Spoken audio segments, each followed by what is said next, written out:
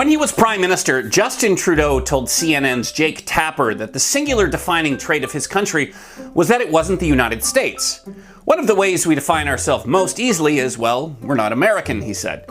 Trudeau was roundly mocked for saying this, as it's not tremendously impressive for a country to define itself by what it isn't. If you ask, say, France or Japan why they exist, they're going to have a better answer than "we're not the country next door." But Trudeau wasn't wrong. If you're wondering why a bunch of loosely affiliated British colonies teamed up in the latter half of the 19th century to govern 2% of the Earth's surface, the answer is because they didn't want to be Americans. In the 1850s, it was considered a given that the United States would eventually come to rule all of North America. That's even what the British figured. They'd hold on to their North American colonies as long as they could, but come on now. You've got a heavily armed, expansionist United States snapping up new land in every direction. The smart money was on the idea that one by one, these colonies would all throw in their lot with the US. Maybe you'd get Nova Scotia or Prince Edward Island holding out as isolated microstates, but that's about it. But then a couple things happen in quick succession. First, the US Civil War happens, so they're distracted for a while. Second, this guy, Sir John A. Macdonald. Without him, you don't have Canada. You just don't. He's pretty instrumental to the story.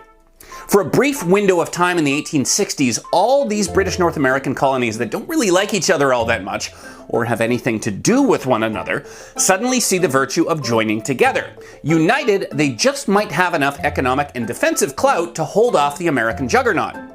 As a united country, Canada would be able to put in a bid to buy Rupert's Land, the vast territory loosely managed by the Hudson's Bay Company. And then they could convince the distant west coast colony of British Columbia, a place they also had nothing to do with, to also join its not American confederation.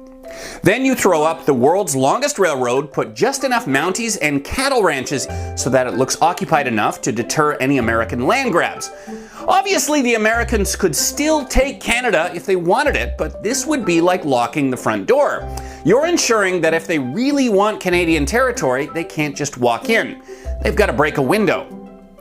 It's one of the most far-fetched schemes to build a nation ever conceived. But you know what? It worked. The United States took a lot of land in the 19th century. Hawaii, Puerto Rico, half of Mexico, not to mention the conquest of its own frontier. But they never took Canada. And thus, alternative United States remains a democratic transcontinental nation of immigrants, but one in which the American Revolution never happened.